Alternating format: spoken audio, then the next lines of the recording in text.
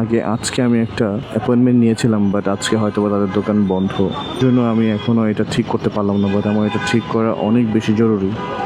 আমার এই হাত আমার এখন আর এই বাইকটা চালাতে মন চাচ্ছে না।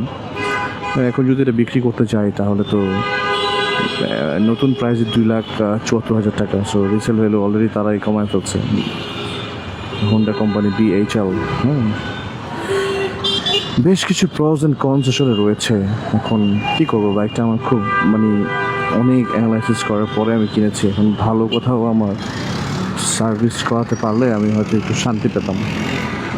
এনিওয়ে, বাট বাইকটা চালায় আমার প্রথম খুবই ভালো লাগতো। এখনও এই হাতে ব্যথা না হলে আমি ওকে। যদিও আরও কিছু সামান্য প্রবলেম আছে, যেমন আমার মাইলেজটা খুব কম।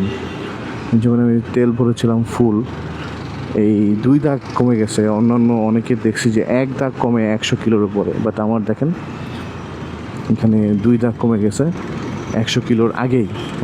80 কিলোতেই আমার 2 দাগ কমে গেছে। তো আমি দেখি যে আমার মাইলেজটা অন্য বাইকের থেকে আমি কম পাই। আমি যেভাবে বাইক চালাচ্ছি আপনারা দেখবেন যে আমার বাইক চালানোতে কোনো ভুল আছে কিনা। হতে পারে যে আমার চালানোতেই কোনো প্রবলেম বা কোনো ইস্যু। তো এটা আমি অ্যাডজাস্ট করে নিছি, যে এখন আমি ভেবেই নিছি হয়তো যে মাইলেজটা আমি এরকম পাবো।